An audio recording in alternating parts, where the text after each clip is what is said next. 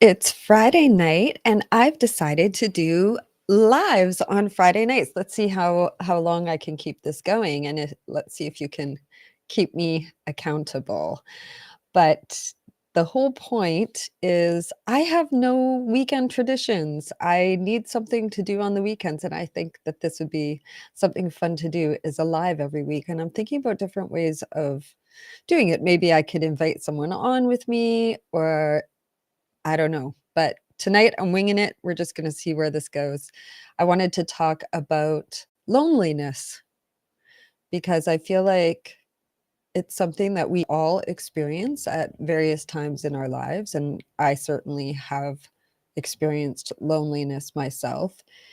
And I think actually I've felt more lonely in relationships than I have when I've been single. But I think it's different for everyone. I do feel like as humans that we desire love. We desire someone to love and someone to love us. And when we're not feeling loved or when we don't feel like we have that someone, it can feel lonely. And the same thing with not having friends or not having very many friends or not having any really close friends. And that's something I've struggled with for years because even though I'm quite outgoing, I guess it seems like, online, and if you meet me in person, I'm very talkative. In fact, it's probably hard to shut me up sometimes.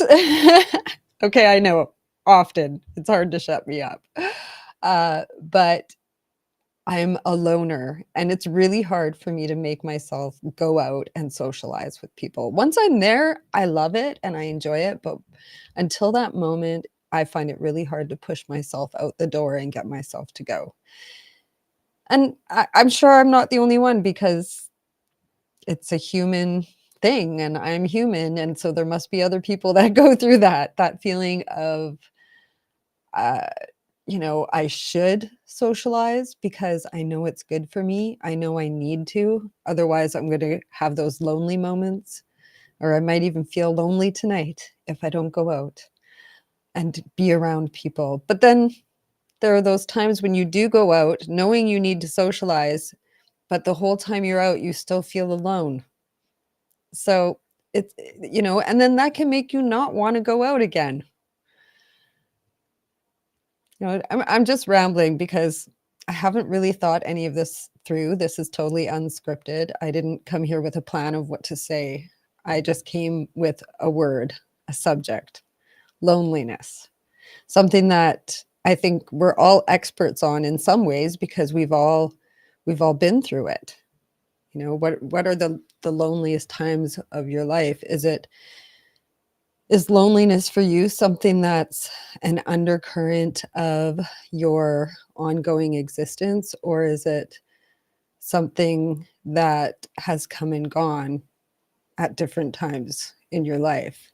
For me, it's mostly been something that's come and gone. I can look back and see there were times in my life when I was searching for the one, and I feel like that was a reaction of loneliness, or a symptom of loneliness, that I was trying to find someone to fill that void, someone to make me feel not alone anymore. And I would call myself a serial monogamist in that way. In fact, my most recent relationship that lasted over 8 years, or yeah, over 8 years, I was not looking for a relationship at that time. I really wanted to stay single. But I was at that time coming out of a relationship, my marriage, where I really felt very, very, very lonely in that marriage. And uh, um, not to put down my ex or anything like that. But when we split up, I was actually less lonely single. But I was I'd had years of sickness, and during those years, my husband just didn't really know how to support me. He struggled and struggles with communication, intimacy, uh, empathy, that kind of thing. He just it's a difficult thing for him, and then he had on top of that all the stress of my illness and taking care of our children, so it was hard on him, but, for me, I was just very, very ill and very alone, and I ended up being touch starved, which at the time I didn't know that I was touch starved. I didn't know that there was even something called that. It wasn't until I actually met my ex that I started to heal from that. I had a couple of one night stands. I can't believe I'm admitting this, but I did, and they were very unfulfilling and did not even, it wasn't like, oh, someone touched me. No, it was nothing like that at all. But when I first was with my most recent ex, after years of touch starvation, just having someone touch me in a loving, passionate, intimate, connected way was, at first it was painful in some ways. Like, it brought me to tears. Um, and that can happen if it's been a really long time since someone's touched you or shown tenderness to you. It can almost hurt. I think there is a tactile sensation that can almost be called pain, but also emotionally that it's like and that's what happened to me. And I'm the type of person that when something really profound like that happens, I really dive into it like a the deep dive into the rabbit hole. I like to just get right into whatever it is that I'm like, this is new. This is a new thing about me. I didn't know that being touched could bring me to tears, could make me feel so grateful, and make it all become so obvious and clear so suddenly that I had been uh, starved for intimacy. And so when I started doing some research on it, because then I was like, what is this? Have other people gone through this? Do other people feel this way? What experiencing?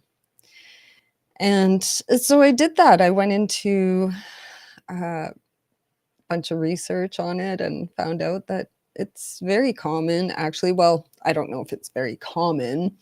I imagine it's common among people who are sick and disabled. And I imagine it's common among people who are in completely faithful in sexless marriages. And I do believe, like I remember, even just as a child, that period of time you go through from when you're young enough that your mom and your dad and all your uncles and aunts and everybody always hug you and hold you, or give you hugs, or show you, or put you on their lap, or carry you around, or whatever it is. And then there's a certain period, uh, around 9, 10, 11, when they stop doing that. It becomes kind of less appropriate for adults to be touching children that way. And then we head into our teen years. And until we're in relationships with people of the opposite sex, we really don't get touched a lot. We don't get hugged a lot. We don't get uh, um, connected, loving, tender touch. And so then you see teenagers just, you know, emotions are crazy. They don't understand what they're going through. They're suddenly getting this heightened experience of being touched, and it's in a very arousing way. And none of us are taught about the importance of touch and the importance of feeling connected with other people. And I mean, we're taught to it in a way, we're told that we're social animals, I hope, and we're encouraged to have friends and loved ones, and we're conditioned to grow up and find our one true partner. And I laugh because, I mean, as you can see, I'm single, and I I don't know if I believe in a one true partner. I do believe that people can have that. I do, because I know that I could be happy with one person for the rest of my life. I could. Uh, but I think it's rare, and I would rather end a relationship that's hurting me, or that's not fulfilling me. Um, And then that's not to put all the pressure on my partner to make me happy, because I don't believe that. I believe that we're all responsible for our own lives. We really are. We can't expect our partners to do everything to make us happy. We have to make ourselves happy, and then our partners have to enhance the amazingness of our lives. Otherwise, we might as well just be alone because we're happy. That's kind of how I see relationships. But when you're lonely, you don't think like that. And when you're touch starved, you don't think like that, because you're thinking from I think it's a primal instinct of just being human to want someone to love you, and someone to be connected with, and touch. Obviously, we know that that is so important, because studies have horrible, horrible studies have been done that have shown that babies don't survive when they aren't touched. And that's not something that just goes away as we get older, because if it did, then we probably wouldn't have a sex industry. But touch is just so important, and it's very intertwined with that feeling of loneliness. And those years when I was sick, and no one ever touched me with that tenderness and love that I craved. It it was a very lonely place to be. And now and coming out of that, I just really, really believe that it's something we need to put as a priority in our lives. It's not just touch, not just fucking people, not just getting satiated, having an orgasm with another person. That's not what feeds us. That's not what takes the loneliness away. That's not what puts the pep in our step. Connection, intimacy. I'm talking about, like, looking someone in the eyes and talking to them, and being interested in them, and loving their beautiful qualities, and being fascinated by what you can learn from them, and what they've experienced that you haven't experienced, and wanting to know more so that you can have an understanding and a context of them. I mean, in this way, we can start to love every single person we meet. And that creates like a almost like a constant loop of intimacy. And in some ways, that's almost enough for me sometimes. I mean, I'm not gonna lie, when my relationship ended in, May, June of this year, uh, at first I was lonely. Um, I mean, I was lonely in the relationship before it ended, because things were going that way. It's not like things just stop, or great one day and just end the next. But being alone and knowing that I was single now, it was an adjustment. And at first, I was like, "What can I fill up this void with? What can I fill it with? What can I do?" And I was like, "Oh, I'm gonna learn to play guitar. I'm gonna go out to, uh, all the live music gigs, in my new area that I moved into, and I'm just gonna make my this next phase of my life all about music." Well, you know, I do love music. I do. And I do want to learn how to play guitar, but going out is expensive and I just quit drinking. So, I mean, the drinking part wasn't good for me. It's not like I was getting wasted or anything, but who could afford to? But still, it's not healthy to drink. And yeah, and but the whole point was that I was trying to fill up this void and take away this lonely feeling. And it actually was when I got sober, which was just over a month ago, that I realized that I was drinking quite a bit. Uh, I like to call it stress drinking. I was drinking quite a bit, and I couldn't figure out why, because my life is pretty damn good, you know? Some people might not think I have a great life. I have an ostomy, I have health issues, I live, month to month. I'm not like high on the hog. I don't go traveling. Maybe my life sucks to someone else, but to me, my life is freaking amazing. I love to write. I do that every week. I have amazing children who love me and support me. I mean, my life is really, really amazing, you know? It's so good, but I just still had that void that I was trying to fill.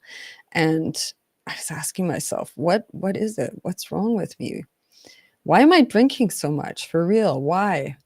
And it occurred to me and I realized it was because I was lonely. I was feeling lonely. And it was almost enough to just to realize that for me to kind of break that feeling, in all honesty.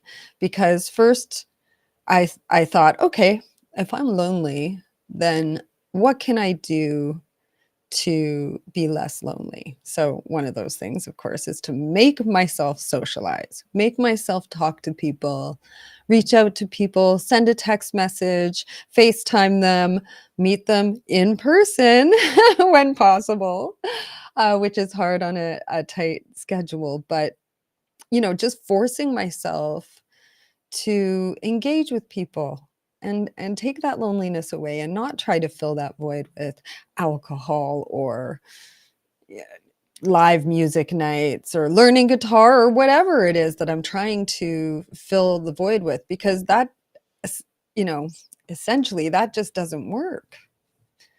Filling the void or trying to replace uh, having a partner with, or having someone in your life, trying to make that lonely feeling go away with alcohol or with other, pursuits. It didn't work for me. It didn't work for me. If it ever worked for someone else, I'd love to hear about it, but it didn't work for me, which makes me think maybe that doesn't work. Um, so I have started. So it's been like over a month and a week, I don't know, approximately. And during that time, I've made a real effort to socialize with the people in my life, my friends, and just make sure that I'm getting those, the void filled. And then sometimes I'll ask myself in the evening, because that was when I was feeling it the most before. Um, I'll ask myself, like, do I want to have some company tonight? Do I want to invite a girlfriend over, or do I want to go and meet someone? Do I want to do something? And a lot of the time I don't. I want to enjoy an evening and chat with my children, or work on a creative project. That's usually what I'd rather do. And I choose that. So when I make that choice, I think, okay, I'm choosing this, and as long as I make sure I'm getting social, then maybe I won't be anyway, it's working. And I know I'm starting to ramble. I think I think loneliness in a relationship is probably the worst and the most painful. For me, I just can't be in a relationship much for very long once I start to feel lonely. Not anymore. Not after I was sick for a lot of years and felt so lonely at like the most weakest, vulnerable time of my life. And it just made me so compassionate and understanding about what other people are going through when they haven't been touched in a long time, or when, but mostly it's like this tenderness, the tenderness for me, and that's what I try to do in my work too, is just provide tenderness and connection. I try to give what I know that I needed at that time, and that I still need. Everybody needs connection and touch and intimacy. It's so important. And it's not just on a sexual level. I think a lot of people think of intimacy as sex and sex as intimacy, and the word is certainly used interchangeably, but intimacy, I mean, you can have intimacy with your children just by sharing a moment, like before my surgery, when my son expressed to me that he was afraid that I was going to die.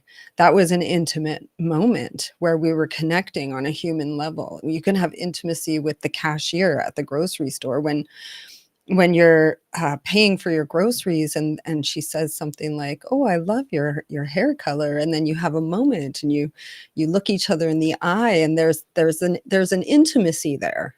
Intimacy can really be experienced in a lot of ways. And when we put up our walls, we're really the cause of our own loneliness, I think. I mean, this is just coming into my head and out of my mouth. So uh, take it as you will. But when I have my walls up, I don't let anybody in, and I feel very alone. It's the way I was before I was sick. I was terrible. I was a terrible girlfriend. I mean, I look back, but okay, I was young. I think, like, we all grow and get better and become better over time, but I was jealous. I was, controlling. I was lonely. I was lonely when I was all those things. And because when you're healthy mentally, you don't behave that way anyway, right? You don't. And sometimes the jealousy comes because the relationship is sick. And in that case, I feel like you really have to assess whether you can make it healthy again or not. But don't stay in that toxic loop. You know, I I'm so glad that I can't believe I was just about to say this, but it's true. I'm so glad that I went through all of the stuff that I've been through, my health issues and everything, because I've learned so much about being human, and about, like, when you can only watch everyone, when you're just so unwell that all you can do is observe the world around you, you learn a lot about people, and you learn a lot about what really matters. And I learned so much. And then I became a single mom again, because my relationship was very unwell with my husband. And I started to heal and grow, and then I started to do massages. And then I started to be able to bring my experience and my understanding to help heal other people in the same way that I needed to be healed, I think. So it's become a very rewarding gift, I feel like, that I have, that uh, not just in, like, my massage work or as an intimacy consultant, but just in my day-to-day life. I feel like what I went through and my work now has made me become very sensitive about the emotional needs of people that I come across in my day-to-day life, and the hard part for me is just not giving every random person a hug. And remembering to ask people if I can hug them before I hug them because, that's important. Consent is important. So, but I'm gonna let you all go now. I wanna thank you, all of those people who joined me for my rambling on loneliness and touch starvation.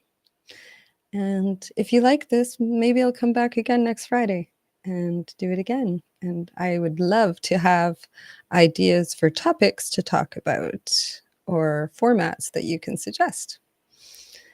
And this was my first time using Restream as well. So if you have any feedback on Restream, the streaming platform that I'm using, I would love it. I love you.